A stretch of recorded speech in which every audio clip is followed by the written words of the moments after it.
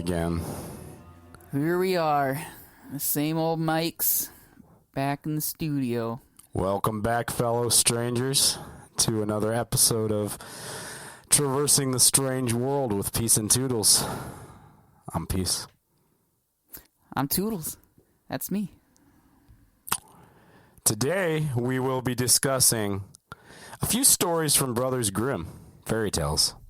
Yes. Yes. Not the nice little daycare appropriate children's stories that we've all learned to know and love. Mm-hmm. So the original name does have, I believe it's Brothers Grimm Children and Household Tales is the original name of the book. Well, Children's and Household Tales. The Bible isn't rated G in all moments either, I guess. Mm-hmm. This would be considered what I believe is folklore. It's not that they're terrible, it's just that some people die. Well, especially like if you're given the impression that like Disney or really any modern telling of these fairy tales or folk stories, how it goes, it's, wonderful, happy ending. They all lived happily ever after. So we're going to read you some children's stories today. Yes. But first, we have our first segment of the show. That is the sandwich, a strange sandwich. The first segment's being the buns, the main discussion being the meat. And then we got another bun at the end, and our bunny trails are the condiments on the sandwich. So without further delay. So beautifully said. Yes, thank you. This is the updates, reflections, and ponderings of Peace and Toodles. How do y'all like that? That new intro to the ponderings of Peace and Toodles. I wonder whose voice that was. I don't know. Hard to say. It's mysterious. So what's been up? What's been up? How's your cripple arm? So I'm out of my cast, like I said in the update of the last episode. I have a 2-pound weight limit. I was walking on the treadmill one day this week with 2.5-pound plates in each hand. Walking kind of like Moses with You're breaking the rules. 10 Commandments. And by the way, the Bible doesn't say, it says there are 2 tablets of stone. Didn't say how big they were. Could have been pretty small, like those little 2.5-pound plates. But yeah, I'm out of my cast. They encouraged me to stretch it and do like light things with it. I'm still in the sling. I'm back to work, and I freaking love that. I had about 4 work days that I was sitting at home, and my helpers were working and getting everything done. And there's a few days where I went along and I was watching over it and giving like instructions to everybody. But really the bad part of that was I was sitting in the heat just with nothing to do. And then my cast was getting super sweaty because you almost stay cooler working in the heat. But needless to say, I did not enjoy the process of not being able to be active like I usually am. When I broke my arm when I was 16, when they took the cast off, there was a bunch of pen marks on the inside. It was like about as far as I could stick a ballpoint pen in there to scratch. Oh, you were scratching your arm with your pen? Yep. That's funny. Yeah, I didn't expect it to be there. They took it off, and there's just like this one band across my whole arm. It's like even for a pen's length from the tip of the cast. This is far in there as I could. It definitely got very itchy at times when I was wearing that cast. When I broke my arm, my bone poked through the skin. When did that happen? When I was 16. When you was like 16? I just said. Oh, sorry. Wow. The disrespect.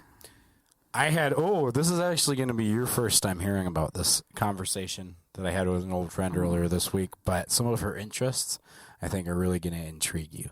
I'd love to do in the near future episode with her. I'm married. Sorry. So no, yeah. I So am can't I. entertain those interests. It's not that type of friend. Oh. But Okay. so me and Darla were visiting with a friend of ours, Lex. She's very eclectic in terms of spirituality. She believes in stargates. I wanted to get out at you real quick. Yeah, aliens. Of course, stargates and aliens go together like Nazis in Peru. She's a healer in a few different like spiritual forms.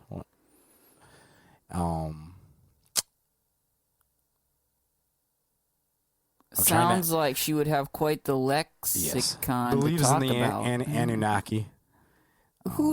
So is she a And conspiracy then theorist? believes in a lot of the things that we actually talked about with Professor She sounds Northrup. like a conspiracy theorist. She's certainly a conspiracy theorist. Stargate portals, aliens, like you can't go down those rabbit holes and not be. Also, we talked about some of the things that we talked about with Professor Northrup, like soul fragments and going into the spiritual world. So That's so fascinating, dude. I want him to do a soul retrieval for me. before I started this podcast, I mentioned some Buddhists down in Fort Wayne that I've visited before. Last fall, me, my wife, and Lex went down to the Buddhist temple. She was the friend that came along with us, and that's one of those little trips that got the gears in my mind, and the inspiration of the muse got me thinking about this podcast. So she's definitely somebody I'd like for you to meet and to come on the podcast. Well, shout out to Lex. Yeah, shout out to Lex. Hit us up and we'll get you on here on a mic.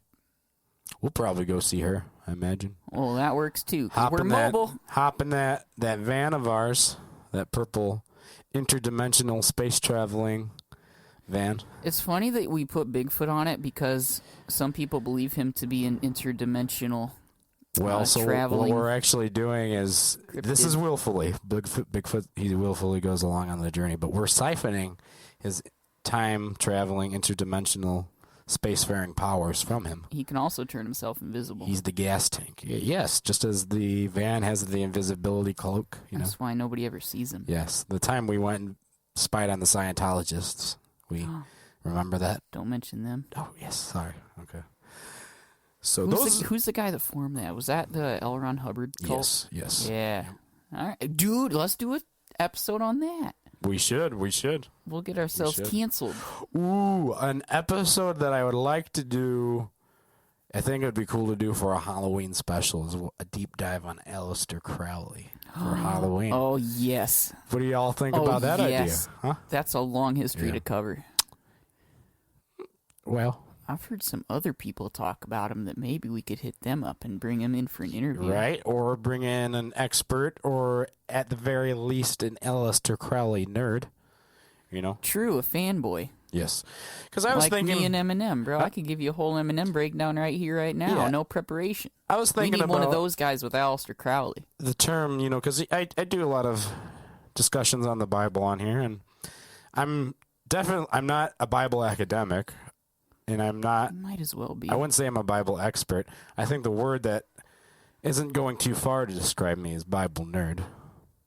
You are a Bible nerd. Nonetheless, yeah. People are too sensitive anymore. To but terms. Remember what we used to call you all the time when we were hanging out, like in high school? Oh, they thought, and still... Jonathan, he still thinks it's funny to make jokes about... I lived a very Jewish lifestyle, so... Shout out to Zach and his nickname for you. Whatever. Anyhow, what's your update this week, dog? Well, can't say much for me, but this rapper Nate Vison, he's teasing some music coming out. He just made a TikTok, and his first post says there's more music to come soon. Sounds like you're a Nate Vison nerd. I think he's my favorite rapper.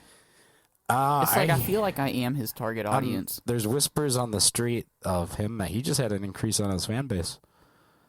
He did, actually. Yeah. This month has been a good month. I think some of his fanboys noticed that on Spotify. Yeah, he's up to 40-something listeners, which is nothing, but 50 last time compared to somebody I know checked. What it was before, it was at 4. Yeah, Nate Which Vison. accounts for him and his wife and 2 people in the family and 1 friend. 5 listeners. So now, One friend, huh? There's numbers. one friend listening to it. Yeah, I wonder who that was. You had more than one friend listening to it. Me, Not Austin, all and in- Jacob.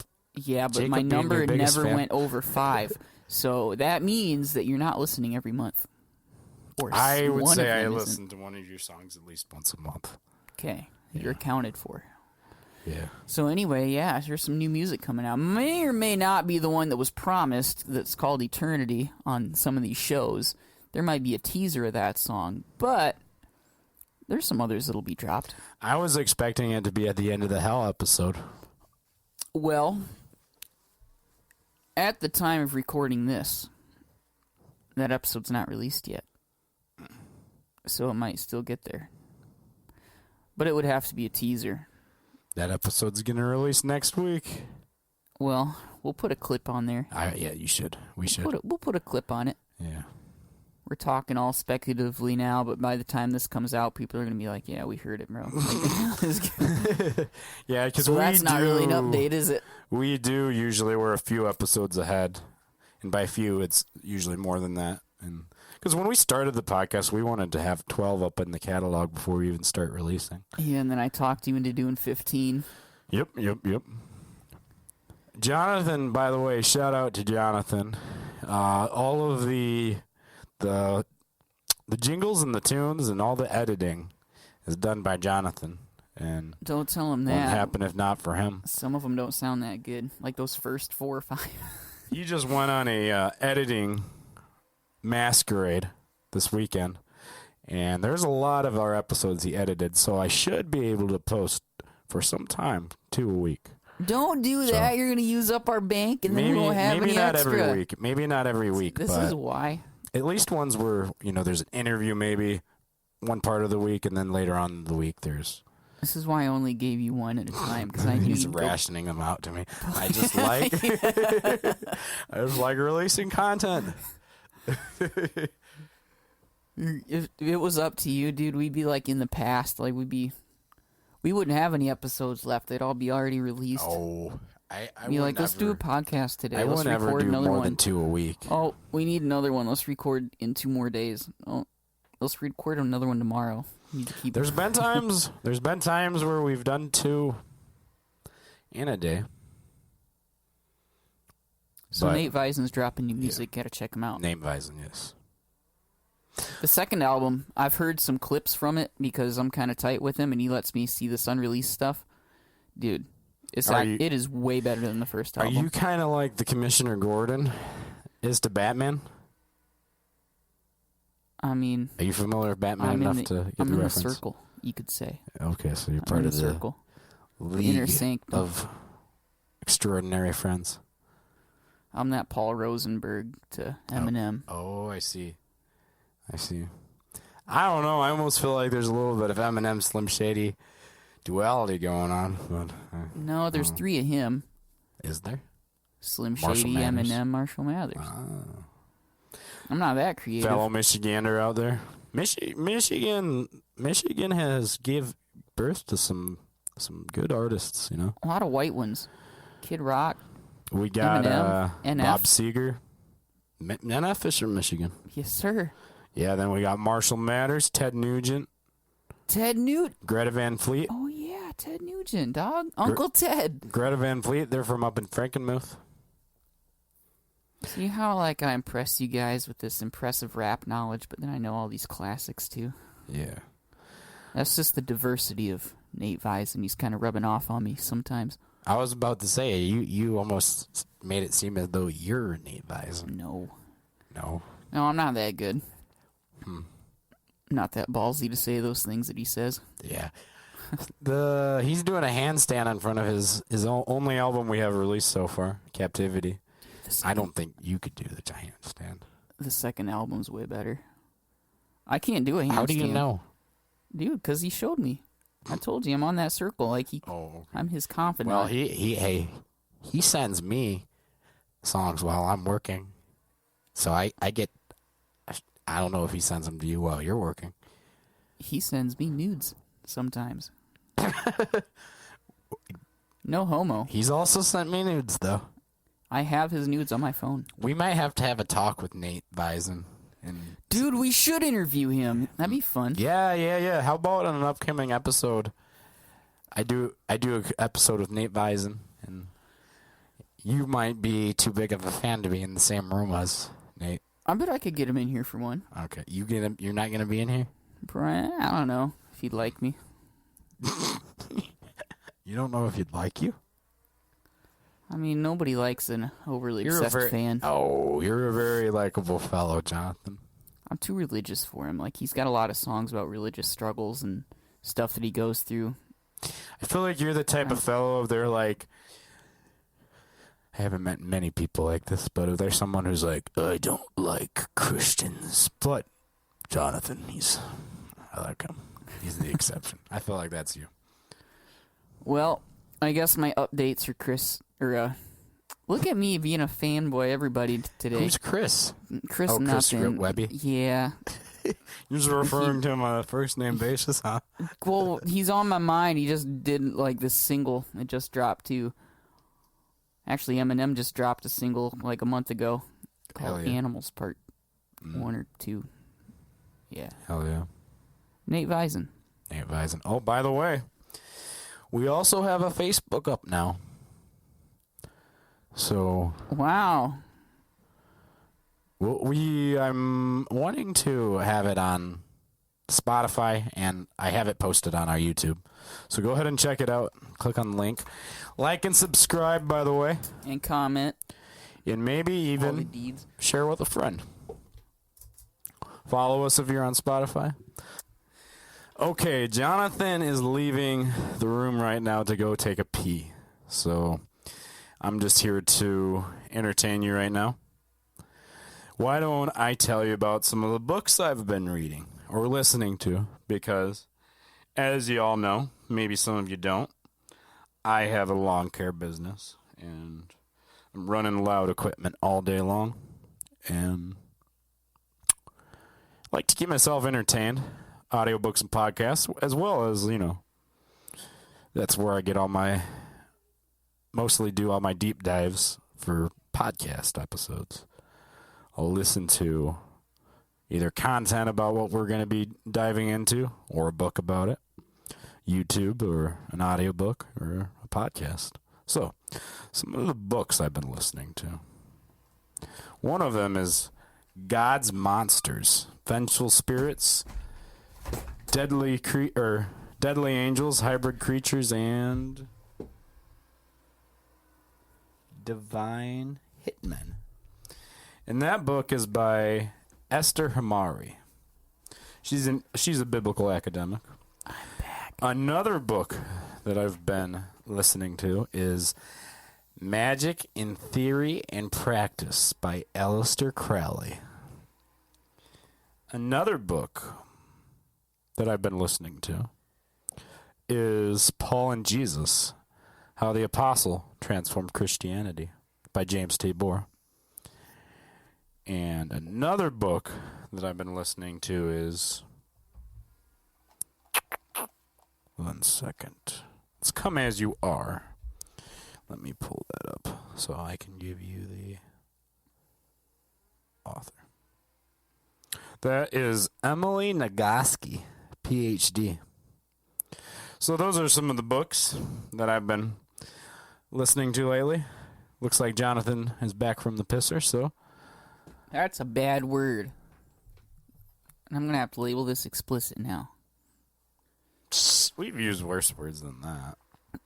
You have used worse words than that. Oh, no. Nobody. You've said some bad things, too. Like what? It's been erased. It's been cast into the void.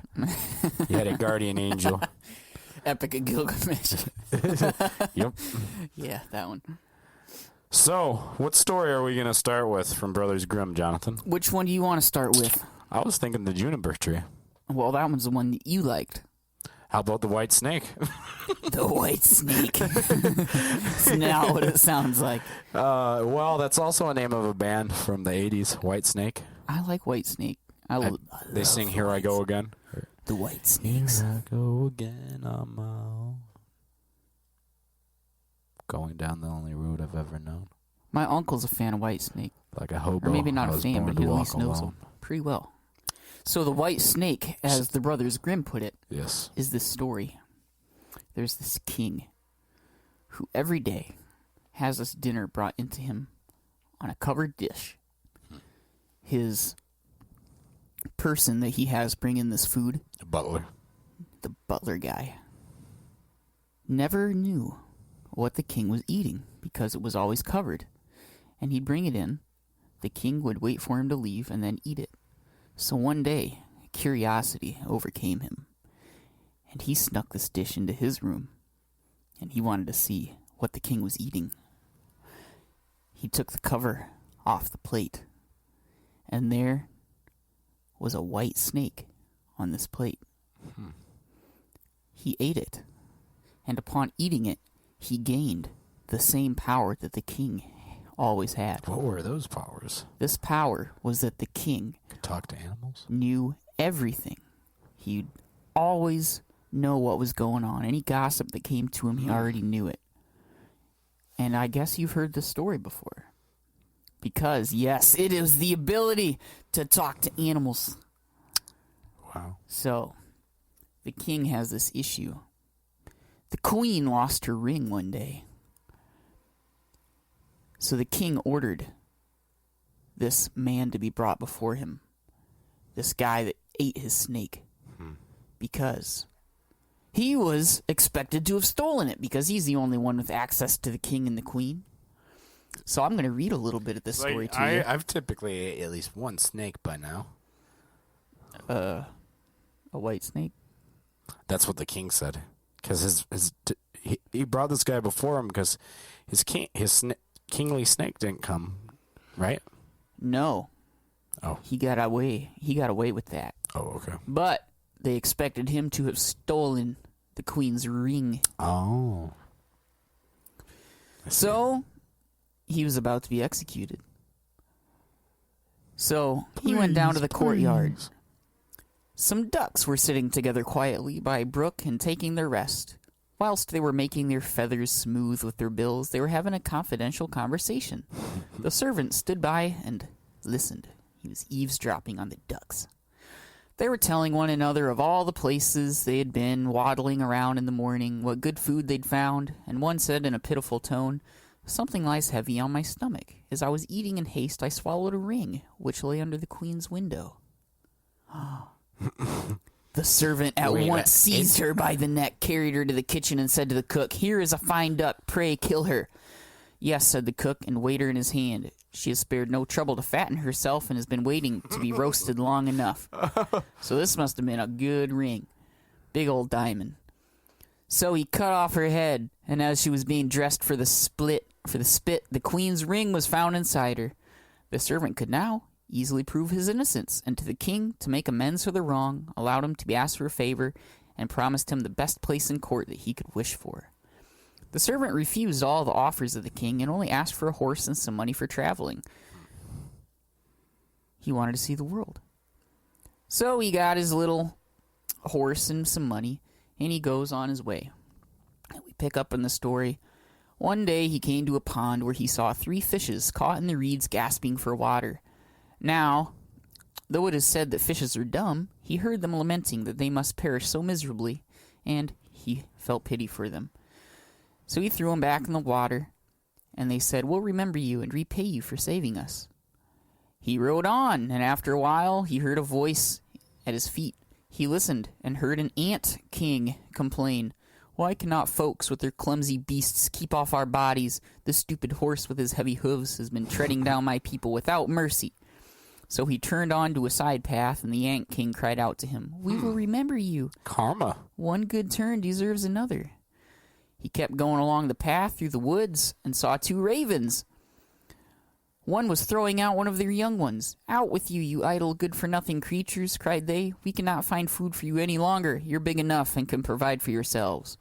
But the poor young ravens lay upon the ground, flapping their wings and crying, "Oh, what helpless chicks we are. We must shift for ourselves, and yet we cannot fly. What can we do but lie here and starve to death?" So the good young fellow alighted and killed his horse with his sword and gave it to them for food. What about the horse? Didn't the horse have anything to say about that? I guess not. These are some well-fed ravens, man. A whole horse for 3 little ravens? That's what I'm saying is, like, how's he gauging which animal's a priority? Like, I guess the horse would never pay him back. Must not have been talking to him. Like, hey, buddy, come on. We've been riding all this journey. It's the horse that the king gave to him, too. I know. Wow. So, the ravens also were like, we'll remember you for your kind deeds. This horse meat is good. He walked into a large city on his way. There was a great noise and a crowd in the streets. The king's daughter wants a husband, but whoever sues for her hand must perform a hard task, and if he does not succeed, he will forfeit his life. Many had already made the attempt, but in vain, and were killed by the king. So the king's daughter was so overcome by her great beauty, he rode up to the king's daughter and walked up, because he killed his horse, to the king's daughter and was so overcome by her great beauty that he forgot all danger, went before the king, and declared himself a suitor. So he was led out to the sea, and a gold ring was thrown into it. In his sight, the king ordered him to fetch the ring up from the bottom of the sea, and added, if you come up again without it, you will be thrown in again and again until you perish in the waves. And this is a child story, remember. Mm-hmm. All the people grieved for the handsome youth, and they went away, leaving him alone by the sea. He stood on the shore and considered what he should do. And suddenly, he saw 3 fishes come swimming towards him, and they were the very fishes whose lives he had saved. The one in the middle held a mussel in his mouth, which it laid on the shore at the youth's feet. And when he had taken it up and opened it, there lay the gold ring in the shell. So he took it back to the queen, or the princess. She scorned it and required him to first perform another task. Not good enough. She went down into the garden and strewed with her own hands 10 sacks full of millet seed on the grass. And she said, tomorrow morning before sunrise, these must be picked up and not a single grain be left. The youth sat down in the garden, and considering how it might be possible to perform this task, he could think of nothing. And there he sat, sorrowful, awaiting the break of day, when he should be led to death. But as soon as the first rays of sun shone into the garden, he saw all 10 sacks standing side by side, full and not a grain missing. The Ant King had come in the night with thousands and thousands of ant soldiers, and the grateful creatures had by great industry picked up all the millet seeds and gathered them into the sacks. They'd have to walk so far for ants to get there. Dude, that's quite... Well, I mean... Maybe he sent some comrades. They would have been dead otherwise, because the horse would have trampled them all. True. Yeah, horse ain't trampling nothing anymore, you know what I'm saying? But he could not yet conquer her proud heart. And she said, although he has performed both my tasks, he shall not be my husband until he has brought me an apple from the tree of life. Oh. The youth didn't know where the tree of life stood, but he set out and would have gone on forever, as long as his legs could carry him, because he doesn't have a horse, though he had no hope of finding it. After he wandered through 3 kingdoms, he came one evening to a wood and lay down under the tree to sleep. But he heard a rustling in the branches, and a golden apple fell into his hand. At the same time, 3 ravens flew down to him, perched themselves on his knee, and said, we are the 3 young ravens that you saved from starving. When you had grown big, we heard that you were seeking the golden apple, and we flew over the sea to the end of the world where the tree of life stands, and have brought you the apple. I wonder if this story's connected to Norse myth at all. Because ravens in Norse mythology are known to be the messengers of Odin. Ooh. Or the eyes of Odin, even. I wrote a song about writing the words of Odin's mind.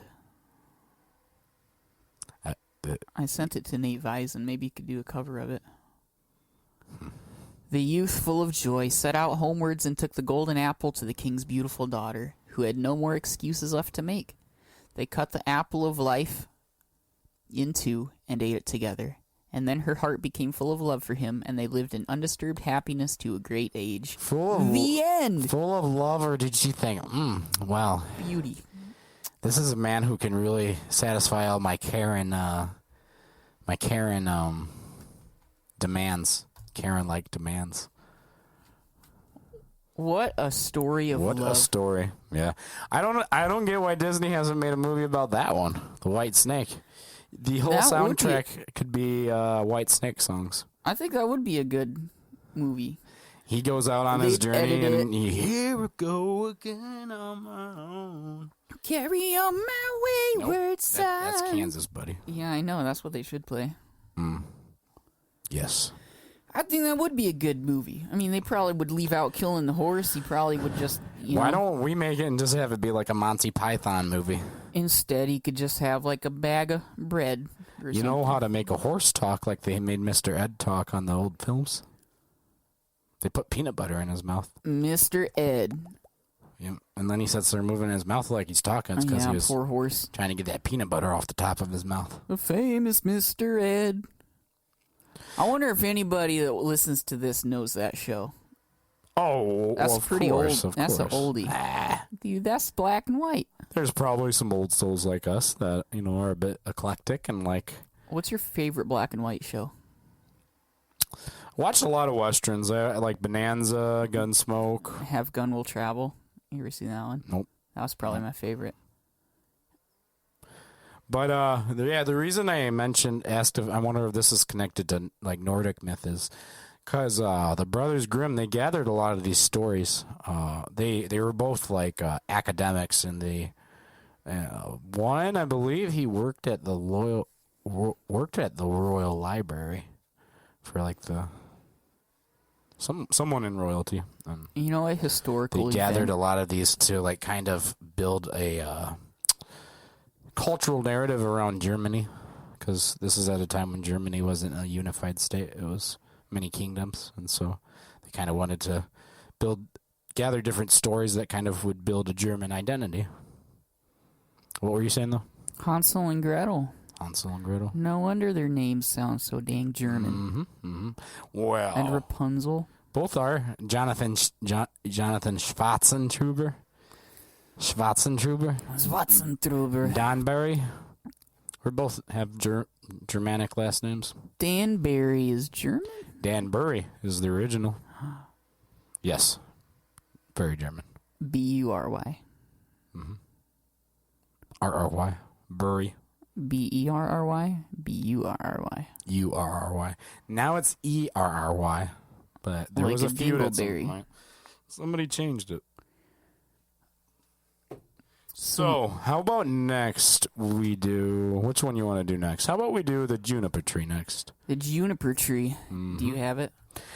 I do, but I do not have my reading glasses. They've been missing, along with your cat Misty. Sometimes I wonder if she's wandering down the highway, hitchhiking with her knapsack, wearing my glasses. Because they've been missing just about as long as she has. This doesn't look short, dog. It's not overly long. Well, let's dig in. This one's a bit more sad. This is my first time reading this. So sorry if my reading leaves something to be desired. I could try to read it Long without my ago, glasses. in a galaxy long ago, some 2,000 years or so, there lived a rich man with a good and beautiful wife. It sounds like me. Me too. They loved each other dearly, but sorrowed much that they had no children. Oh, no, not me. So greatly did they desire to have one, that the wife prayed for it day and night, but they still remained childless. In front of the house there was a court in which grew, what do you know, a juniper tree. One winter's day, the wife stood under the tree to peel some apples, and apples grow from juniper trees? I don't think so. Duh, frick. Maybe. I don't think so, though. As she was peeling them, she cut her finger, and blood fell on the snow. Ah, sighed the woman heavily, if I had but a child, as red as blood and white as snow. And as she... This sounds racist. And as she spoke the words, her heart grew light within her, and it seemed to her that her wish was granted, and she returned to the house feeling glad and comforted. A month passed, and the snow had all disappeared. Then another month went by, and the earth was green. So the months followed one another, and the first tree budded in the woods, and soon the green branches grew thickly intertwined, and then the blossoms began to fall. Once again the wife stood under the juniper tree, and it was so full of sweet scent that her heart leaped for joy, and she was so overcome with her happiness that she fell on her knees. Presently the fruit became round and firm, and she was glad and at peace. But when they were finally ripe, she picked the berries and ate eagerly all of them, and then she grew sad and ill. A little while later she called her husband and said to him, weeping, "If I die, bury me under the juniper tree."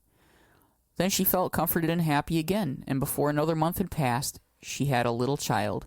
And when she saw that it was white as snow and red as blood, her joy felt so great that she died. What? Yeah. Did the fruits give her a child? Mm-hmm. Her husband buried her under the juniper This tree. is a pattern you'll see in a handful of these stories. Trees. Almost taking the place of like a fairy godmother. In Scotland, they believe in fairy trees.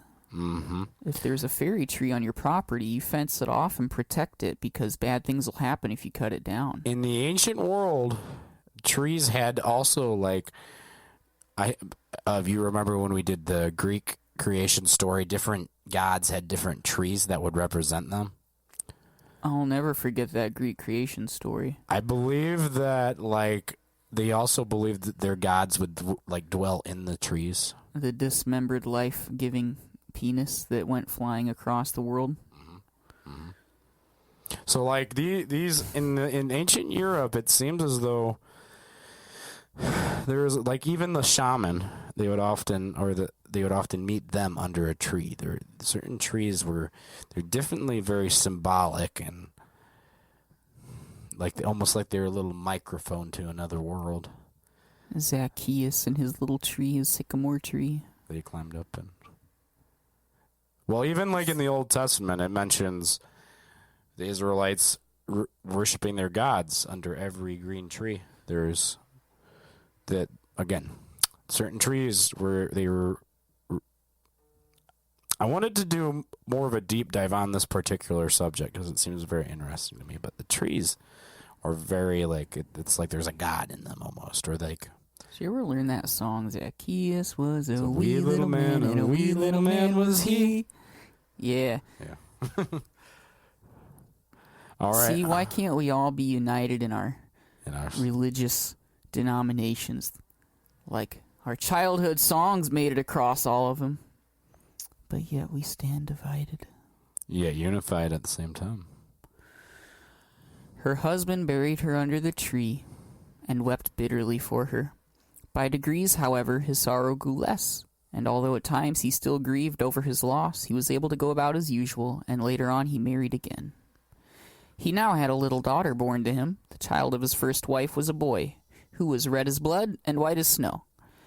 The mother loved her daughter very much, and when she looked at her and then looked at the boy, it pierced her heart to think that he would always stand in the way of her own child, and she was continually thinking how she could get the whole of the property for her. This evil thought took possession of her more and more, and made her behave very unkindly to the boy. She drove him from the place with cuffings and buffetings, so that the poor child went about in fear and had no peace from the time he left school to the time he went back. I'm guessing that means she hit him. Cuffings Abusive and buffings. Parents. One day the little daughter came running. That's also a pattern you'll see a lot in these stories. What? Well, one day the little daughter came running to her mother in the storeroom and said, "Mother, give me an apple." "Yes, my child," said the wife, and she gave her a beautiful apple out of the chest. The chest had a very heavy lid and a large iron lock. "Mother," said the little daughter again, "may not brother have one too?" The mother was angry at this, but she answered, "Yes, when he comes out of school." Just then she looked out of the window and saw him coming, and it seemed as if an evil spirit entered into her, for she snatched the apple out of her little daughter's hand and said, "You shall not have one before your brother." She threw the apple into the chest and shut it to. The little boy now came in, and the evil spirit and the wife made her say kindly to him, "My son, will you have an apple?" But she gave him a wicked look. "Mother," said the boy, "how dreadful you look. Yes, give me an apple." The thought came to her that she would kill him. "Come with me," she said, and she lifted up the lid of the chest. "Take one out for yourself." And as he bent over to do so, the evil spirit urged her, and crash! Down went the lid, and off went the little boy's head. Then she was overwhelmed with fear at the thought of what she had done. If only I can prevent anyone knowing that I did it, she thought. So she went upstairs to the room, took a white handkerchief out of her top drawer. Then she set the boy's head again on his shoulders and bound it with the handkerchief so that nothing could be seen, and placed him on a chair by the door with an apple in his hand. I think I would go through different measures to hide a body. Yeah. Like, well, okay, they will go by different measures, as you'll see. This is all to fool somebody. It wasn't kidding when it said that chest had a heavy lid. Nope. But this whole putting the head back on the body is to fool somebody, as we'll see. Well, Frankenstein. Well, let's just keep going. We'll see. Soon after this, little Marlene came up to her mother. This is the first time it mentions her name. Came up to her mother, who was stirring a pot of boiling water over the fire, and said, "Mother, brother is sitting by the door with an apple in his..." Where was she at when this happened? She was outside doing something. I thought she was right there. All right, mother, brother is sitting by the door with an apple in his hand, and he looks so pale. And when I asked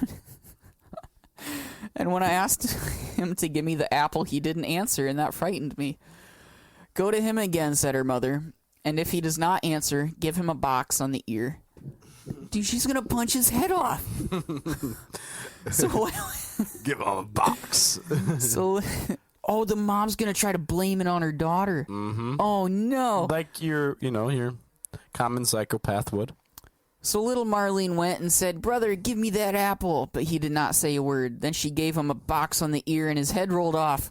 Then she was terrified at this, that she ran crying and screaming to her mother. "Oh," she said, "I've knocked off brother's head." And then she wept, and nothing would stop her. Of course, she would believe that. "What have you done?" said her mother. "But no one must know about it, so you must keep in silence. What is done can't be undone. We'll make him into puddings." Bro.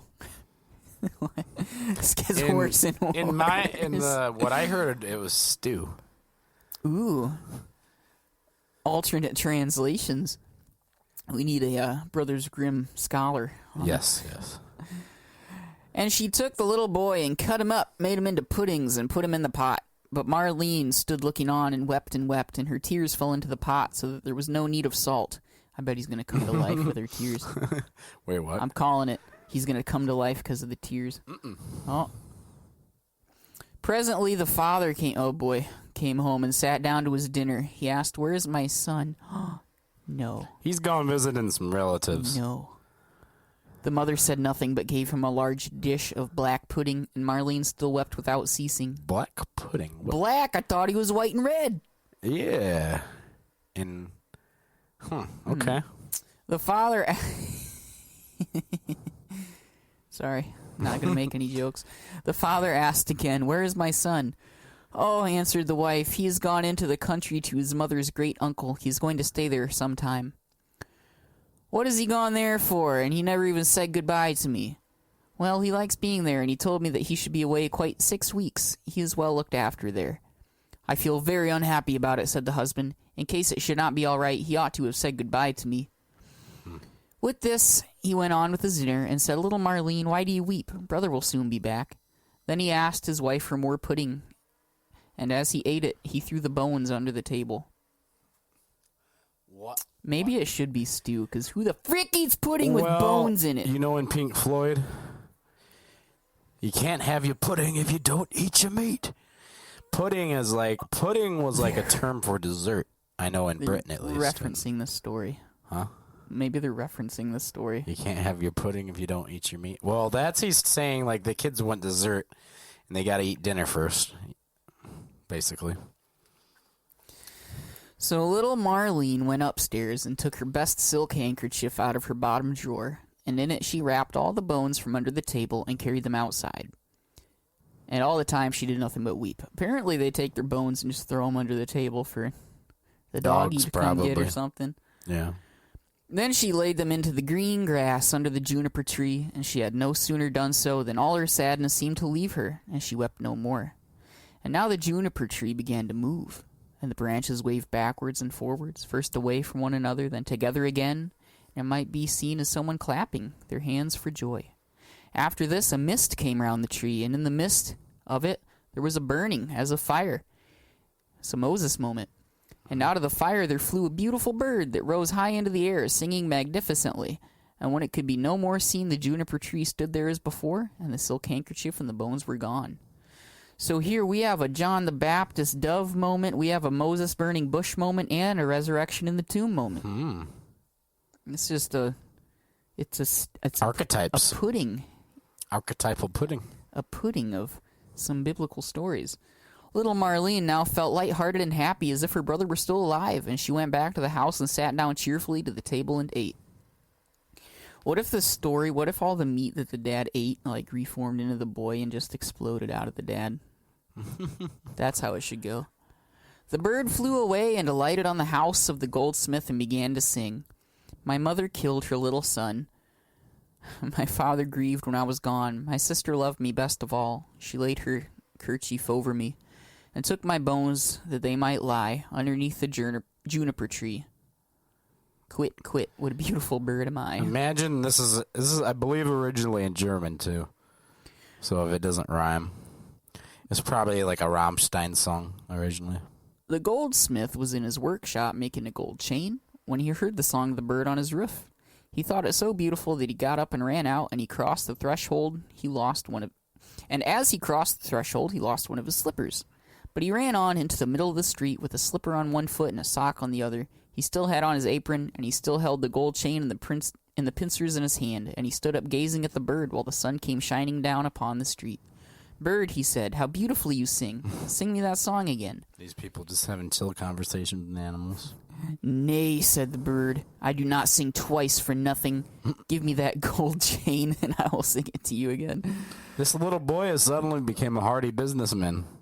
Here's the chain. Take it, said the goldsmith. Only sing me that again. The bird flew down and took the gold chain in his right claw, and then alighted again in front of the goldsmith and sang, My mother killed her little son. My father grieved when I was gone. My sister loved me best of all. She laid her kerchief over me, and took my bones that they might lie underneath the juniper tree. Quit, quit, what a beautiful bird am I. Then he flew away and settled on the roof of a shoemaker's house and sang the same song. The shoemaker heard him, and he jumped up and ran out in his shirt sleeves and stood looking up at the bird on the roof with his hand over his eyes to keep himself from being blinded by the sun. Bird, he said, how beautifully you sing. Then he called through the door to his wife. Wife, come out here. Here is a bird. Come and look at how beautifully it sings. Then he called his daughter and children, the apprentices, girls and boys, and they all ran up at the street to look at the bird, and saw how splendid it was with his red and green feathers, and his neck like burnished gold, and eyes like two bright stars in his head. Bird, said the shoemaker, sing me that song again. Nay, answered the bird, I do not sing twice for nothing. You must give me something. Wife, said the man, go into the garret. On the upper shelf you will see a pair of red shoes. Bring them to me. The wife went in and fetched the shoes. There, bird, said the shoemaker, now sing me that song again. The bird flew down, took the red shoes, and sang the song again. When he had finished, he flew away. He had the chain in his right claw and the shoe in his left, and he flew right into the mill. And the mill went click-clack, click-clack, click-clack. Inside the mill were 20 of the miller's men hewing a stone. And as they went, hick-hack, hick-hack, hick-hack, the mill went click-clack, click-clack, click-clack. The bird settled on a lime tree in front of the mill and sang the same song. Has he been in a different tree every song? Every place? No. One was on Tin the roof, yeah. threshold. One was in a window. Now he's in a lemon tree? A lime tree. He sang till there were 8 at work. Sang the song again. Then there were 4. And he sang the song again. And now there was but 1 man left in the mill. Bird, he said, what a beautiful song it is that you sing. Let me hear it too again. Sing it again. Nay, answered the bird, I do not sing twice for nothing. Give me that millstone, and I will sing it again. If it belonged to me alone, said the man, you should have it. Yes, yes, said the others, if he will sing again, he can have it. Hey, I thought there was only 1 guy. So the bird came down, and all 20 millers now set it set to and lifted up the stone with a beam. Then the bird put his head through the hole and took the stone round his neck like a collar and flew back to the tree. And wasn't this just hard for them to pick up? And it's 20 men, apparently. Sang the song again. Upon finishing, he spread his wings with the chain in his right claw, shoe in his left, and millstone around his neck, flew right away to his father's house. Uh-oh. Is the millstone like a gravestone he's bringing to his... I thought a millstone was like what you grind nuts and berries and stuff and grain in between. Your giant wheels. The father, the mother, and the little Marlene were having their dinner. How light-hearted I feel, said the father, so pleased and cheerful. And I, said the mother, I feel so uneasy, as if a heavy thunderstorm were coming. But little Marlene sat and wept and wept. Then the bird came flying towards the house and settled on the roof. I feel so happy, said the father, and how beautifully the sun shines. I feel just as if I were going to see an old friend again. Ah, said the wife, I am so full of distress and uneasiness that my teeth chatter, and I feel as if there were fire in my veins. And she tore open her dress, and all the while little Marlene sat at the corner and wept. The plate on her knees was wet with her tears.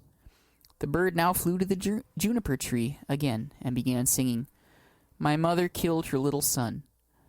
The mother shut her eyes and her ears that she might see and hear nothing, but there was a roaring sound in her ears like that of a violent storm, and in her eyes burning and flashing like lightning. My father grieved conscience. when I was gone. Look, mother, said the man, at the beautiful bird that is singing so magnificently, and how warm and bright the sun is, and what a delicious scent of spice in the air. Eminem and Dr. Dre all up in her head having a conversation. Guilty conscience. My sister loved me best of all. Then little Marlene laid her head down on her knees and sobbed. I must go outside and see the bird nearer, said the man. Ah, do not go, cried the wife. I feel as if the whole house were in flames. But the man went out and looked at the bird. She laid her handkerchief over me and took my bones that they might lie underneath the juniper tree. Quit, quit, what a beautiful bird am I. With that, the bird let fall the gold chain, and it just fell around the man's neck so that it fitted him exactly. He went inside and said, See what a splendid bird that he is. He has given me this beautiful gold chain and looks so beautiful himself. I know where this is going to go. Then the bird began again. My mother killed her little son. Ah, me, cried the wife. If I were but 1,000 feet beneath the earth, that I might not hear that song. My father grieved when I was gone. Then the woman fell down again as if dead. My sister loved me best of all. Well, said little Marlene, I'll go out too and see if the bird will give me anything. So she went out. She laid her handkerchief over me. She took my bones that they might lie. And he threw the shoes down to her. Underneath the juniper tree, quit, quit, what a beautiful bird am I. And now she felt quite happy and light-hearted. She put on the shoes and danced and jumped about in them. I was so miserable, she said, when I came out, but all that has passed away, that it is indeed a splendid bird, and he's given me a pair of red shoes. The wife sprang up with her hair standing out from her head like flames of fire. Then I will go out too, she said, and see if it will lighten my misery, for I feel as if the world were coming to an end. I see where this is going. But as she crossed the threshold, crash, the bird flew and threw the millstone down upon her head, and she was crushed to death. The father and little Marlene heard the sound and ran out, but they only saw mist and flame and fire rising from the spot. And when these had passed, there stood the little brother, and he took the father and little Marlene by the hand, and they all three rejoiced and went inside together and sat down to their dinners and ate. Interesting. I wonder if they had that leftover pudding. Maybe. No, it says he ate it all up. Wow. I wonder what the significance was of him bringing them gifts. Was it just all with the point of luring her outside for a gift? So he could kill her? And then what was up with the mist and the smoke? And did he have to kill her to come back? This juniper tree is mysterious. Moving around and growing weird. There, like growing apples. There's definitely a deep significance behind the trees. And again, like, you have the archetypal Mother Willow. You remember Pocahontas? Yes. Her grandmother lives in the tree. Maybe there's I think a lot of cultural reference that we just don't get right now. You know, like everybody would have been, the juniper tree. It's a call for cultural. It's a cultural reference. I feel like I've heard referenced, but I haven't like necessarily done it. Like, oftentimes different trees were associated with gods representing that tree, or like ancestors, like different people in their folk tales and stories. They believed that, especially of their, just in a lot of myth stories, it mentions somebody was buried somewhere and then a tree grew in that person's place, so it's like their spirit inhabits the tree. A lot of Indian tribes, I know the Hopi actually out here, I was just listening to a thing about it, they'll have like an ancestral tree where it is planted on top of where somebody's buried, and when the tree's about to die, they'll take branches, stick them in the ground elsewhere, and once one of them starts taking off with roots and growing, they'll chop that tree down, and they'll transplant one of those branches that's rooting. Another tree. No, they'll transplant it into the same tree, into the rotten stump, and then it just continues the cycle. I see. That's beautiful. That's beautiful. While I was listening to these stories and I heard all the references to trees, that's kind of like a little deep dive quest I went on that I think would be cool for a future episode or something, is the cultural significance of trees and ancestors. And another story that I wanted to do where you see a tree kind of doing this, and maybe it's a little bit more evident what's going on, is the original Cinderella story from Brothers Grimm. Is that the one where she eats an apple to fall asleep? That is Snow White. Dang it. Where's there a tree in Cinderella? Well, want to read it? What are we at on time? Oh, we're at 56 minutes in our fairy tales. How about we do one story, maybe a small one after that, but... We could do Hansel and Gretel's kind of short. Okay, yeah, so those are two more obscure stories from Brothers Grimm. Here's some familiar stories, but maybe with some unfamiliar turns and twists in them. Details. Well, this one's conveniently at a font size that's completely Visible? tiny. Oh no. A rich man's wife became sick, and when she felt that her end was drawing near, she called her only daughter to her bedside and said, "Dear child, remain pious and good, and then our dear God will always protect you, and I will look down on you from heaven and be near you." With this, she closed her eyes and died. No. The girl went out to her mother's grave every day to weep and remained pious and good. When winter came, the snow spread a white cloth over the grave, and when the spring sun had removed it again, the man took himself another wife. Man, these guys just all keep moving on. This wife brought 2 daughters into the house with her, much like mine. They were beautiful, with fair faces, but evil and dark hearts. Times grew very bad for the poor stepchild. "Why should this stupid goose sit in the parlor with us?" they said. "If she wants to eat bread, then she'll have to earn it. Out with this kitchen maid." Kitchen wench. Okay. They took her beautiful clothes away from her, dressed her in an old gray smock, and gave her wooden shoes. "Just look at the proud princess, how decked out she is," they shouted and laughed as they led her into the kitchen. Then she had to do hard work from morning until evening. Get up before daybreak, carry water, make the fires, cook and wash. Besides this, the sisters did everything imaginable to hurt her.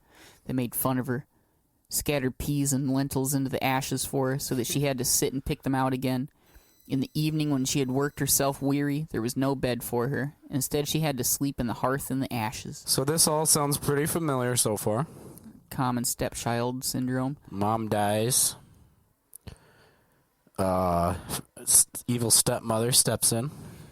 And because she always Persecuted. looked dusty and dirty, she called her Cinderella. I never understood the meaning of her name. Cinder. One day it happened that the father was going to the fair, and he asked his 2 stepdaughters what he should bring back for them. "Beautiful dresses," said the one. "Pearls and jewels," said the other. "And you, Cinderella, what do you want?" "Father, break off for me the first twig that brushes against your hat." Oh. Okay, "Father, break off for me the first twig that brushes against your hat on your way home." So he brought beautiful dresses, pearls, and jewels for his 2 stepdaughters. On his way home, as he was riding through the green thicket, a hazel twig brushed against him and knocked off his hat. Then he broke off the twig and took it with him. Arriving I was home, expecting this to happen. he gave his stepdaughters the things that they had asked for, and he gave Cinderella the twig from the hazel bush. Cinderella thanked him, went to her mother's grave, and planted the branch on it. Yeah, and she went. See what I was saying about trees, brother? And she went and wept so much that her tears fell upon it and watered it. And it grew and became a beautiful tree. Cinderella went to this tree 3 times every day, and beneath it she wept and prayed. A white bird came to the tree every time, and whenever she expressed a wish, the bird would throw down to her what she had wished for. Now it happened that the king proclaimed a festival that was to last 3 days. All the beautiful young girls in the land were invited, so that his son could select a bride for himself. You know, if only it were so easy. When the 2 stepsisters heard that they too had been invited, they were in high spirits. They called Cinderella, saying, "Comb our hair for us, brush our shoes, and fasten our buckles. We're going to the festival at the king's castle." Cinderella obeyed, but wept because she too would have liked to go to the dance with them. She begged her stepmother to allow her to go. "You, Cinderella," she said, "you all covered with dust and dirt, and you want to go to the festival? You have neither clothes nor shoes, and yet you want to dance?" However, because Cinderella kept asking, the stepmother finally said, "I've scattered a bowl of lentils in the ashes for you. If you can pick them out again in 2 hours, then you may go with us." Sounds like my childhood. The girl went through the back... Who's the evil stepmother? My evil stepmother? Oh, your real mother. No. I love my mother. The girls went through the back door into the garden and called out, "You tame pigeons, you turtle doves, and all you birds beneath the sky, come and help me to gather. The good ones go into the pot, the bad ones go into your crop." 2 white pigeons came in through the kitchen window, and then the turtle doves, and finally all the birds beneath the sky came whirring and swarming in all around the ashes. The pigeons nodded their heads and began to pick, pick, pick. All the others began to pick, pick, pick, pick. They gathered all the good grains into the bowl. Hardly 1 hour passed before they were all finished and flew out again. Where's the mice, though? Where's Gus Gus? Are they going to come into the story? I don't think so. What? No Gus Gus. The girl took the bowl to her stepmother and was happy, thinking that now she would be allowed to go to the festival with them. But the stepmother said, "No, Cinderella, you have no clothes and you don't know how to dance. Everyone would only laugh at you." Cinderella began to cry. You're too white, Cinderella. And the stepmother said, "You may go if you're able to pick 2 bowls of lentils out of the ashes for me in 1 hour." Thinking to herself, she will never be able to do that. Little does she know. The girl went through the back door into the garden and called out, "Pigeons, turtle doves, and all birds beneath the sky, come and help me to gather. The good ones into the pot, the bad ones go into the crop."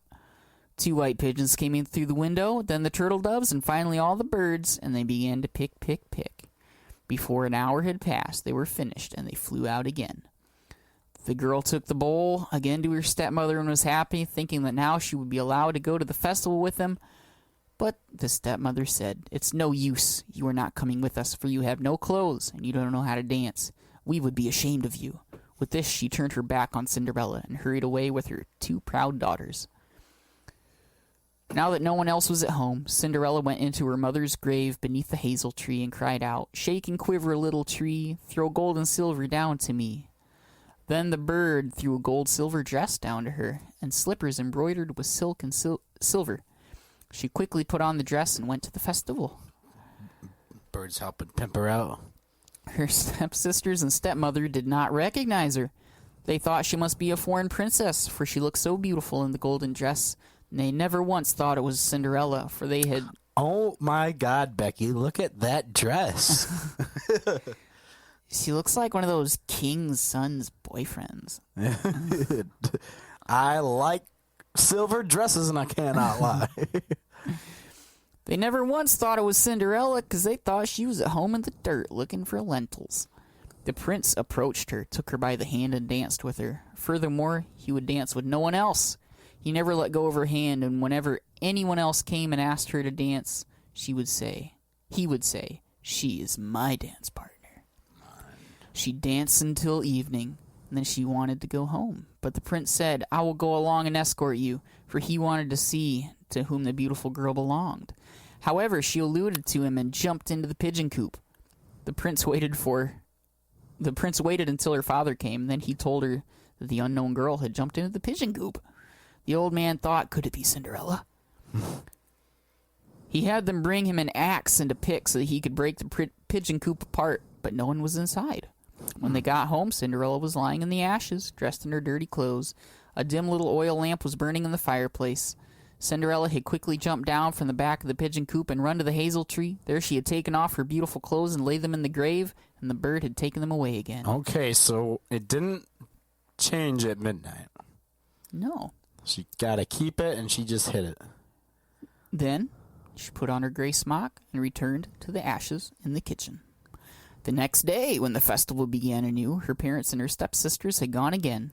Cinderella went back to the hazel tree and said, shake and quiver, little tree, throw gold and silver down to me. It's like a Nate Visen sounding line right there. You should have a Brothers Grimm one. Or Nate Visen should have a Brothers Grimm one, I'm sorry. Then the bird threw down an even more magnificent dress than on the preceding day. When Cinderella appeared at the festival in this dress, everyone was astonished at her beauty. The prince... Oh my God, Becky, look at that dress. The prince had waited until she came, then immediately took her by the hand and danced only with her.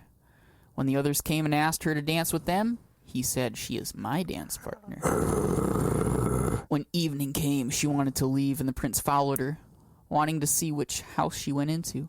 But she ran away from him into the garden behind the house. A beautiful tall tree stood there, on which hung the most magnificent pears. She climbed as nimbly as a squirrel into the branches, and the prince did not know where she had gone. He waited until her father came and said to him, the unknown girl has eluded me, and I believe she has climbed up the pear tree. The father thought, could it be Cinderella? He had an axe brought to him and cut down the tree, but no one was in it. When they came to the kitchen, Cinderella was lying there in the ashes as usual, for she had jumped down from the other side of the tree and had taken the beautiful dress back to the bird in the hazel tree and put on her gray smock. On the third day, when her parents and sisters had gone away, Cinderella went again to her mother's grave and said to the tree, shake and quiver, little tree, throw gold and silver down to me. This time, the bird threw down to her a dress that was more splendid and magnificent than any other that she had yet, and the slippers were of pure gold, not glass. What is this outrage? When she arrived at the festival in this dress, everyone was so astonished that they did not know what to say. The prince danced only with her. I feel like I should oh my God, Becky, look at those shoes, but I'm speechless. The prince danced only with her, and whenever anyone else asked her to dance, he would say, she's my dance partner. When evening came, Cinderella wanted to leave, and the prince tried to escort her, but she ran away from him so quickly that he couldn't follow her. The prince, however, had set a trap. He had the entire stairway smeared with pitch. When she ran down the stairs, her left slipper stuck in the pitch. He's like, I'm going to catch her this time. And it was a small, dainty slipper made of pure gold. The next morning, he went with the slipper to the man and said to him, no one shall be my wife except for the one whose foot fits this golden shoe. The two sisters were happy to hear this, for they had pretty feet. Hey. Ancient foot fetish. With her, by the way, have you ever seen a foot and thought it was pretty? Oh, yeah, definitely. Like, Yeah. just like any other body part. I think they're nice gross. Oh, really? It's the part that touches everything, wherever you go. It's sweaty, usually. I don't have a foot fetish, but I also, don't find them unattractive. I don't know. I don't pay more attention to feet than other. Well, with the mother standing by, the older sister took the shoe into her bedroom to try it on, but she couldn't get her big toe into it, for the shoe was too small for her. Then her mother gave her a knife and said, cut off your toe. When you are a queen, you will no longer have to go on foot. She's destroying their nice feet that they claim to have had. So the girl cut off her toe, forced her foot into the shoe, swallowed the pain, and went out to the prince. He took her on his horse as his bride and rode away with her. However, they had to ride past a grave, and there, on the hazel tree, said the 2 pigeons, crying out, "Rook-de-goo, rook-de-goo, there's blood in the shoe. The shoe is too tight. This bride is not right." Then he looked at her foot and saw how the blood was running from it. He turned his horse around and took the false bride home again, saying that she was not the right one and that the other sister should try the shoe. She went into her bedroom and got her toes to fit in the shoe.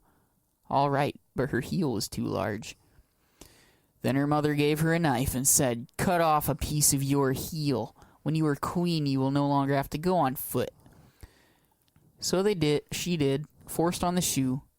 They passed the hazel tree once again, and the 2 pigeons were sitting in it and cried out, "Rook-de-goo, rook-de-goo, there's blood in the shoe. Sounds like Andy from The Office. The shoe is too tight. This bride is not right." He looked down at her foot and saw how the blood was running out of her shoe and how it had been stained red. Then he turned his horse around and took the false bride home again. "This is not the right one either," he said. "Don't you have another daughter?" "No," said the man. "There's only a deformed little Cinderella from my first wife." He said that?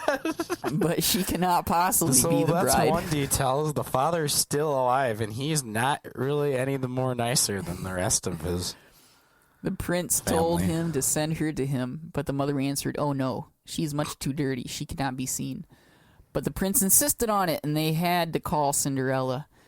She first washed her hands and face clean, and then went and bowed before the prince, who gave her the golden shoe. She sat down on the stool, pulled her foot out of the heavy wooden shoe, and put it into the slipper, and it fitted perfectly. When she stood up, the prince looked into her face, and he recognized the beautiful girl who had danced with him.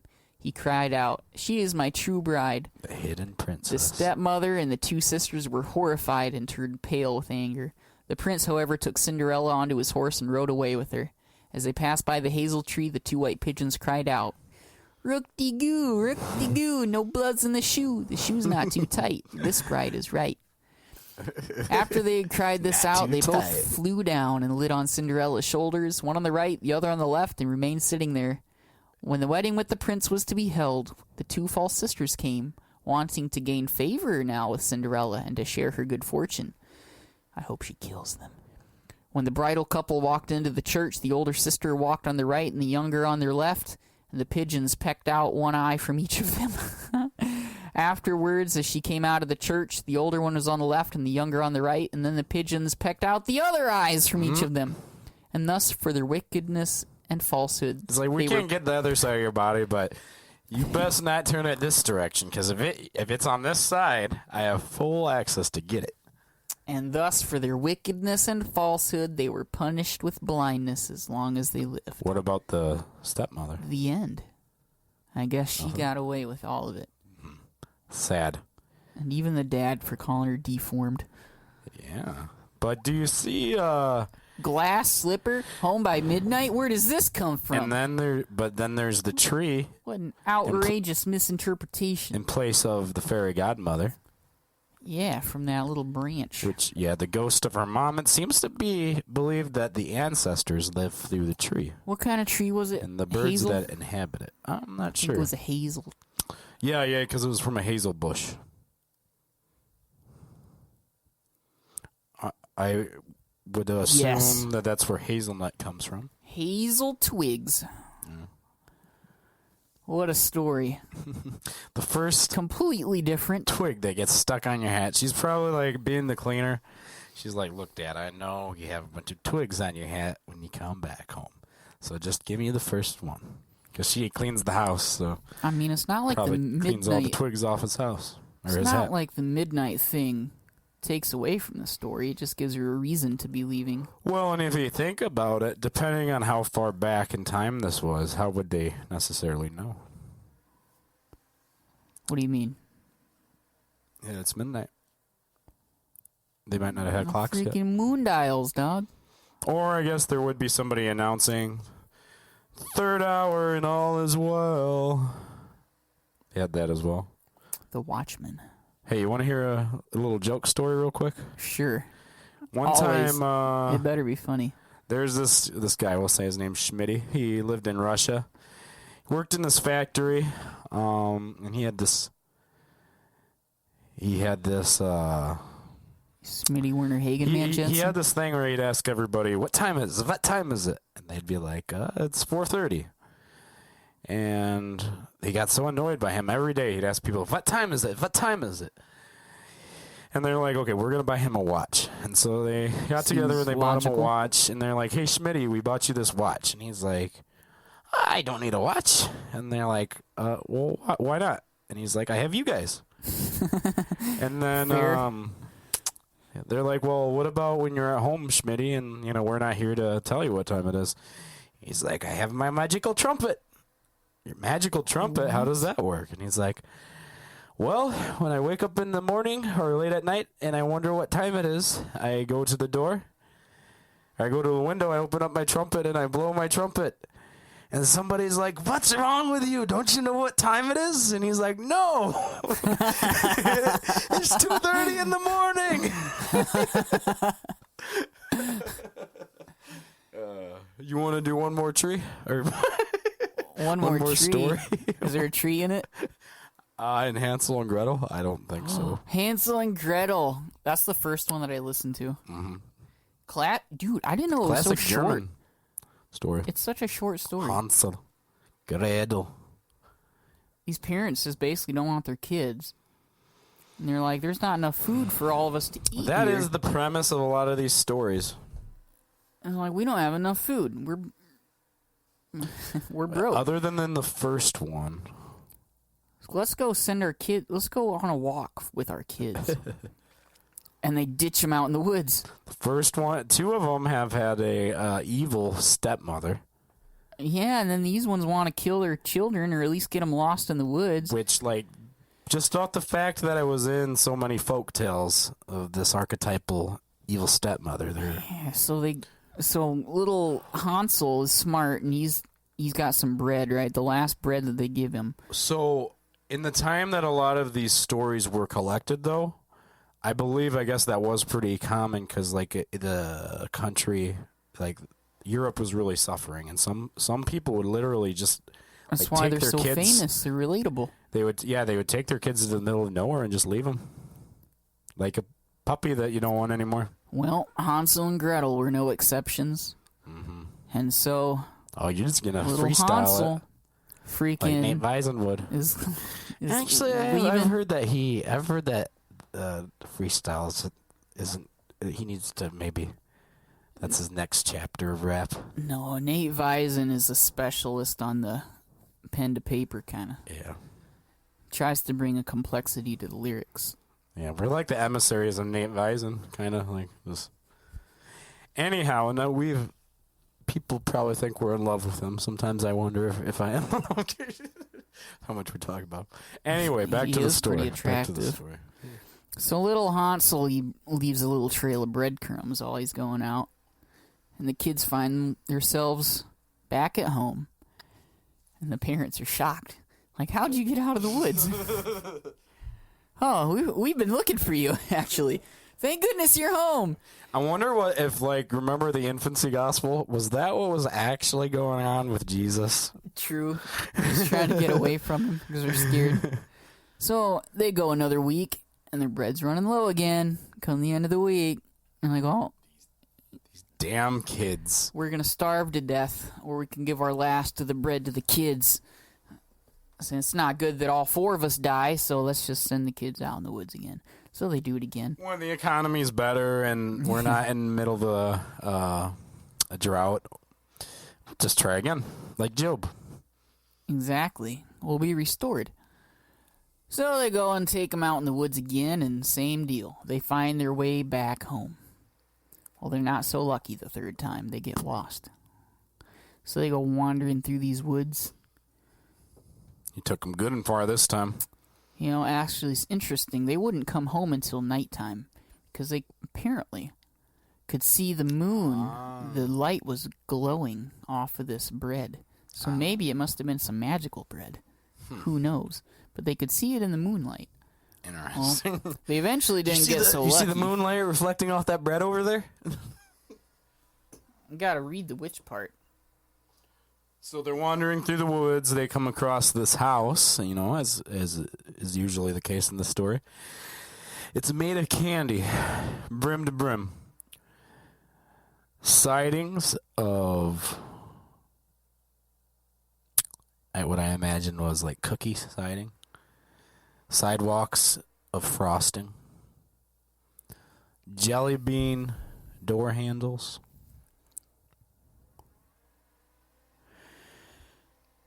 Licorice trim throughout the house, around the doors. The last night, Doors made of Hershey's chocolate bars. little birds Lick one. had come up and eaten their trail of breadcrumbs. Oh, well, in the newer story, the dad was leaving the trail of breadcrumbs. That's not the case here. Really? Oh, no. And I know, like, how I hear it commonly told is the dad doesn't want to get rid of them, and so he leaves a trail of crumbs. Well, let's go to the beginning. There is this lumberjack. 2 kids. They're poor. Wife said, let's go drop them off in the woods. Dad didn't like it. Wife persuaded him.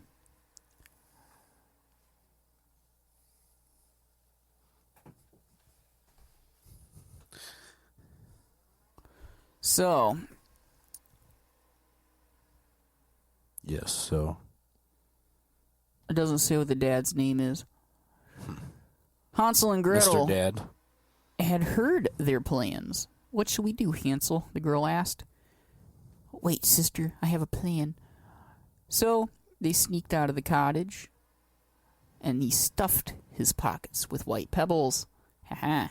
Uh-huh. The next morning, the parents did take them into the forest. And they stay in the forest till night. Parents ditch them. They wake up in the middle of the night. Gretel was scared, but Hansel, like the masculine, protective brother that he was, took his sister by the hand, and they returned home by following the moonlight glance bouncing Off the stones. off the white pebbles. Makes more sense. Their father was overjoyed, but the food was gone again, and his wife wanted to leave the children in the forest. And they did the exact same thing. Evil Hans wanted moms. to go collect pebbles again, but the mother had locked the door. However, Hansel, always threw small crumbs of his last piece of bread on the ground, and the children were left by a fire, and again they woke up alone in the middle of the night. But when Hans looked for the trail of breadcrumbs, he couldn't find them. The little birds had eaten all the crumbs, so the children wandered around the forest for hours. They were hungry and thirsty, and were about to give up, when they suddenly saw a very special little house. The house was made of bread, the windows of sugar, and the roof of pancakes. Child's dream. The children My dream. immediately started eating them. Suddenly a voice sounded from the house. Except this would be, my dream house would be made more of, like, appetizer foods. I think mine would be like... Mozzarella sticks, Ooh. boneless buffalo wings. Okay. So like the fried stuff. Yeah, cheeseburger couch. I think mine would be like a couple of T-bones and some sirloins and... Doorway is a Some sirloin burgers. steak, yeah. Every day, it's fresh. Suddenly a voice sounded from the house. Nibble, nibble, nibble. Who is nibbling my house?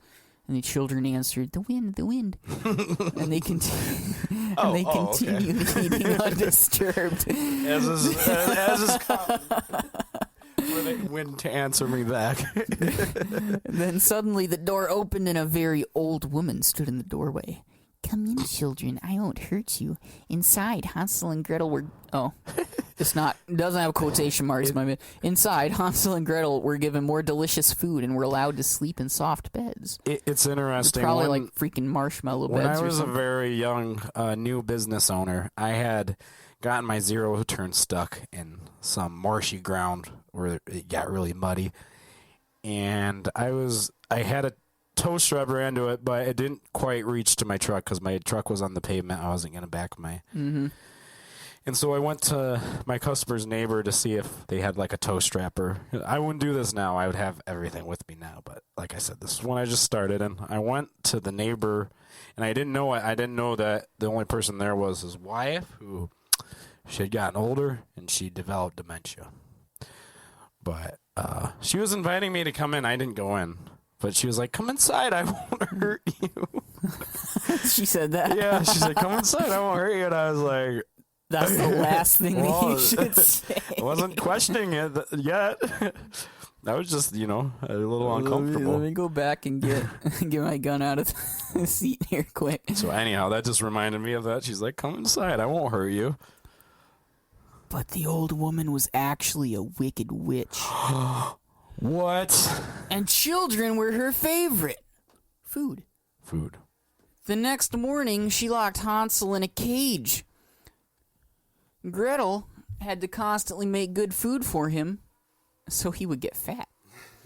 But Hansel was clever, and every time the witch asked if she could feel his finger, he put out a stick. Who does that to gauge how fat someone's getting, though? I think you just give him a glance, Yeah. The witch could no longer see very well and thought it was his finger. 4 weeks passed. One day the witch had enough and decided to eat hands, fat or not. She turned on the oven and after a while asked Gretel to feel if the oven was hot enough. But Gretel understood what the witch wanted to do and pretended not to understand. "Stupid child," cried the witch. "Look, you have time to put your head in the oven like this." At that moment, Gretel pushed the witch in and closed the oven door. Gretel immediately freed Hansel. The children were overjoyed. Now that the witch was dead, they took a good look around her house. It was full of precious stones and pearls. They filled their pockets and went looking for the way home. After walking for a while, they suddenly recognized the forest path. They ran as fast as they could to their father's cottage. The lumberjack was overjoyed. The dad was a lumberjack. He was overjoyed that his children were back. He had missed them so much. His wife had died in the meantime. Bummer. With all the pearls and Wonder gems. if he had anything to do with that. Yeah. No, there was the millstone. His wife had died in the meantime. With all the pearls and gems from the witch's cottage, Hansel, Gretel, and their father never had to worry about food again for the rest of their lives, and they lived happily ever after. The witch was just really, she had these people trying to eat her house. How would you respond? Maybe not lock them up in your house, but she was all alone, an old lady out there in the woods. I would just give them some Someone's trying to eat my house. And be like, get lost. They ain't Here's gonna, something they for ain't the gonna trip. leave a house like that. I wonder if the pancakes had syrup or not. Yeah, you know what? Because pancakes aren't as good if they don't have syrup. They must have been hungry. Buttery, The trees syrupy would pancakes. drip. She had these maple trees growing over it. They drip sap down. Oh, yeah. Some maple syrup. Oh, yeah. Just Maple every syrup. morning, a little bit of sap drizzle out of the tree land directly Yeah. on the pancake. Yeah, fresca. A cow just kind of squirts some milk there and turns it up into butter Heck yeah. with her tail. That's a fun story. I like Hansel and Gretel. That wasn't very many different details other than the dad was. And the dad didn't leave the breadcrumbs. Back in the black and white 1964 debut episode of The Addams Family, when they send their children to school, they come home with a copy of the Brothers Grimm, and both kids are crying. And the mom's like, "What's wrong? What could possibly be in the storybook? Written by a man whose name is so wonderful." Because, Grimm. And they're like, "What an outrage this is," once they read it. They're like, "You're killing poor innocent dragons. And Hansel and Gretel kill this poor aged woman that can't even defend herself in the woods. Like, this is an outrage." Yeah. A little bit of Addams Family. You ready to skip on over to our last segment of the day? Our last segment. It's funny, when I was researching or doing some deep dives around the Brothers Grimm, there's different myths and legends about the Brothers Grimm out there, and one of them was that they were hunters going around the country collecting these stories from people, kind of like Sam and Dean, hunting ghosts and demons, and these are stories they've gathered in their hunting. Hands down the best TV show to ever bless the airwaves. Certainly. I'm telling you. It was a good one. It's my favorite. So, on to our last segment of the show. that we all love and know so well. Listen up. Listen up! All right, everybody. If you're not familiar, this is the segment of the show where we make musical suggestions to folks. Did I list that movie last week? Yes. Dang. K-pop Demon Hunter. That's all that my house has been filled with, and it's kind of driving me crazy. You welcomed this Don't. vampire into the house. Take back what I said. Do not listen to it. It has gone on far enough, long enough. We need to end this. Darla, the next atrocity. day she was talking about it. She was like, "Oh, do you want to hear the songs from it? I have a few on my playlist." And I was like, "Yeah." It always starts with the wife. It's not the kids. It's not the kids for who the movie is directed. No, it's the wives. Keep this movie away from your wife. You'll thank me later. So, there's no turning back. So for real musical suggestions, man, I just listened to Relapse, gave that a couple of listens this week. Some classic oldie. Slim Shady. Crack a bottle. 2009. I think that was actually the biggest song off that album. That one, or what's the one where he makes a Jessica Alba reference? Jessica Alba, put her breast in my mouth, bruh. Yeah. What's Frig. that one? I don't know. I know this. I know the song. I can't think of the name of it. And then same one. I think he makes a reference to. Wait a minute. Kim That's off K. Encore. Are you sure? I'm pretty sure. Yeah, I think you're right. No. Yeah. We made you. That's from Relapse. The ones who made you. Yeah, dude. That is that song. You're right. It's from Relapse. You're right. Okay, I was about to say. Wow. This is weird. Sometimes you impress me with your Eminem knowledge. Coming from such a classic rock and country. My musical tastes are pretty eclectic, but I'm just not as you're very particularly invested in rap. I wouldn't say rap is my rap. Definitely, it's not one of my favorite genres. It's enjoyed. I like it, but it's not my. I wouldn't say it's one of my top 3 favorite genres. If there was no skill in the writing and it was the same bullcrap like what a pop song is, I would hate rap because it's not that musical. You like some of it. You like how creative they get with the rhymes and the yes, the lyricism, double entendres, and yeah. Look at you, Nate Visen. Finally learning all these keywords I've been trying to. We were listening to Scoochie Boochie one time. He pointed that out to me. He's a good guy. Nate Visen is funny. Scoochie Boochie, by the way, it's an artist you should check out. In the same vein as far as rhymes and lyricism is freaking some of the best, but just the route that he went with it is just straight up white nerdy comedy. And as Jonathan told me, or Nate Visen told me, you have to listen to the album. It's like Pink Floyd. You can appreciate them, but in order to truly understand their song, you got to listen to the album in its entirety because they're concept albums. Yeah, they tell a story that is kind of intertwined into the songs themselves.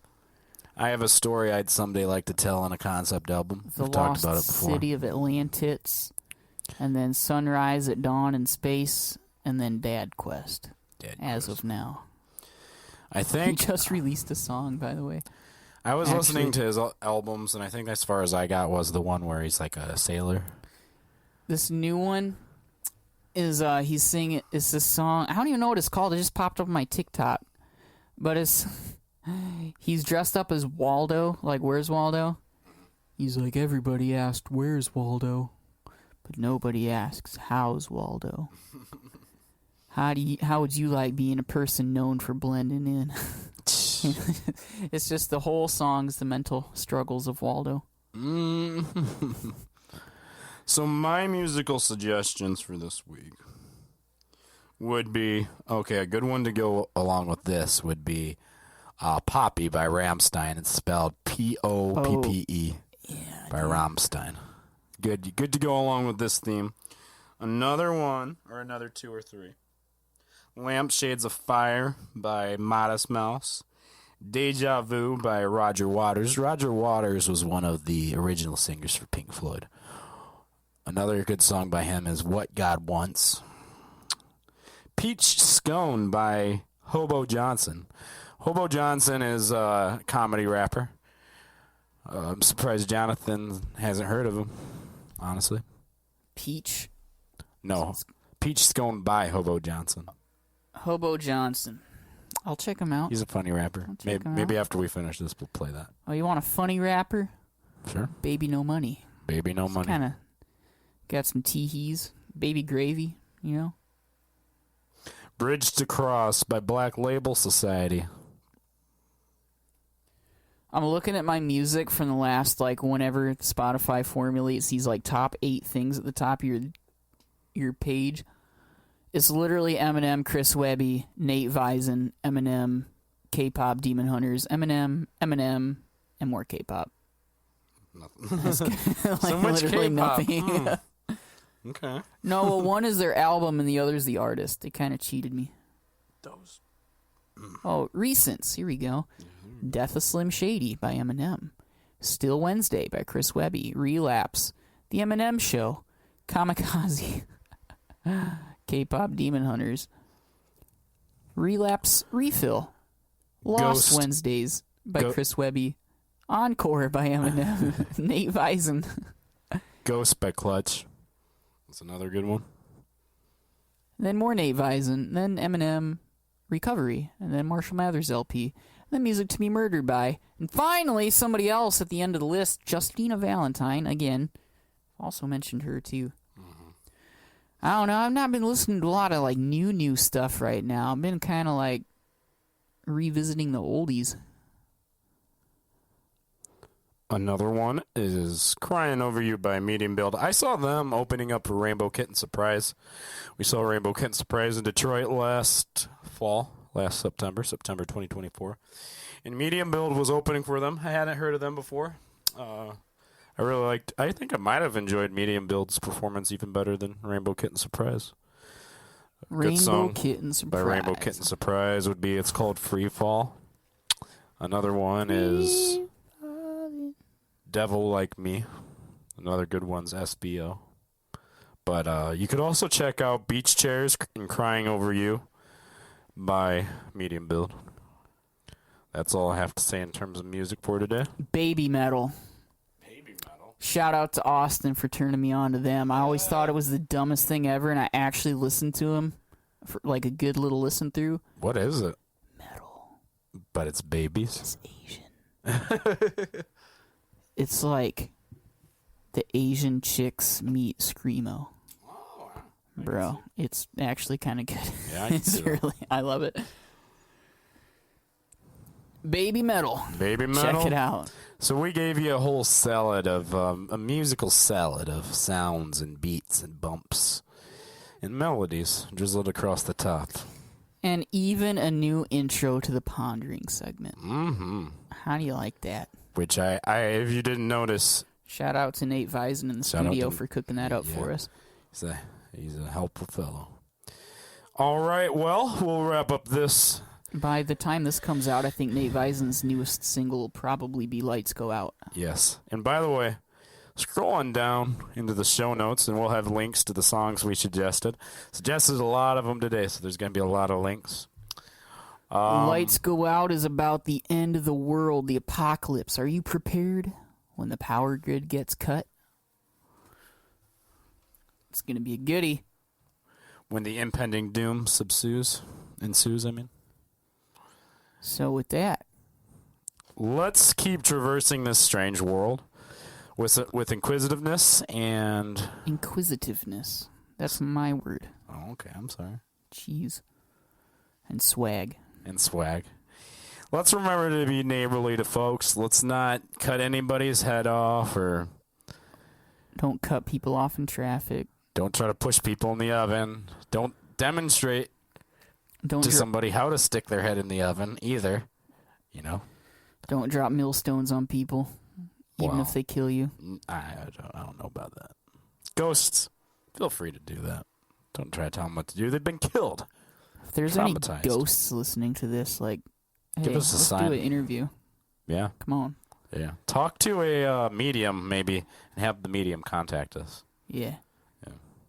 All right. Until next time, let's remember to be neighborly to folks, because at the end of the day, we're all just strangers in a strange land. All right. Till next time. It's so cute when we do that together. Yes, it is. I agree. Very cute. It's adorable. Totes adorbs. Yeah. All right. Till next time. Peace. Toodles. What the heck? So we had to hype up that new song, these new releases so much. Who would we be to not give you a taste? So here is Nate Visen's latest single, Lights Go Out. And if you like it and want to hear more, check out the link in the show notes. available everywhere music is listened to.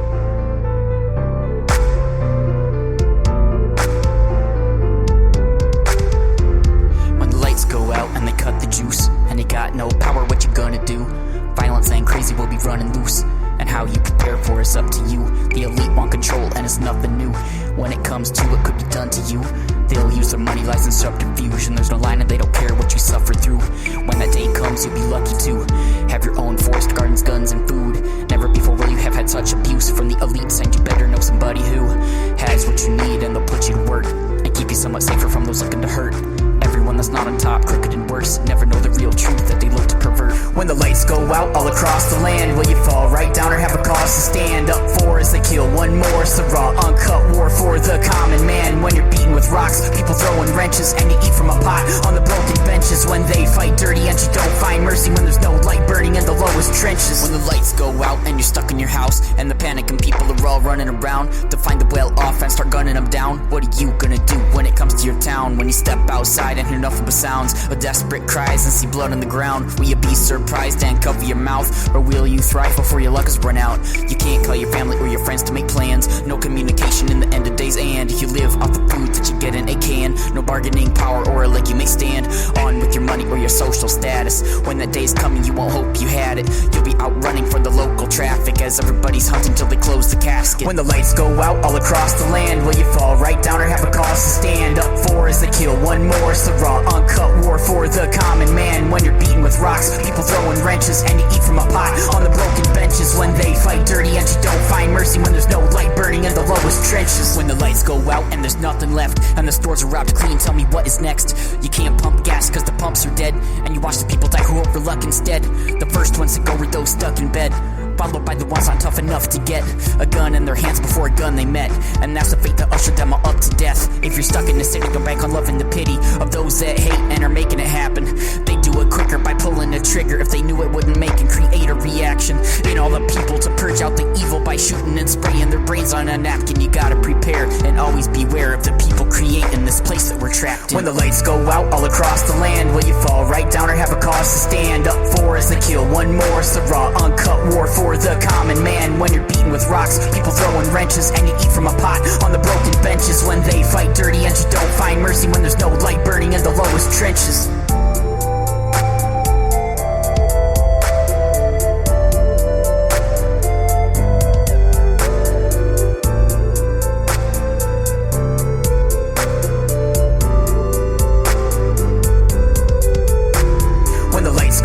Across the land, will you fall right down or have a cause to stand up for as they kill one more? It's the raw, uncut war for the common man. When you're beaten with rocks, people throwing wrenches, and you eat from a pot on the broken benches. When they fight dirty and you don't find mercy, when there's no light burning in the lowest trenches.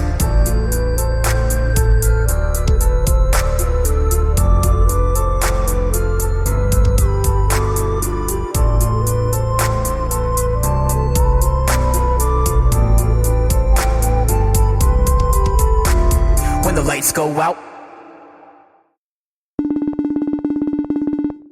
If you would like to contact us, email us at peaceandtoodles@gmail.com. Until next time, salutations, my fellow strangers. What will they think of next?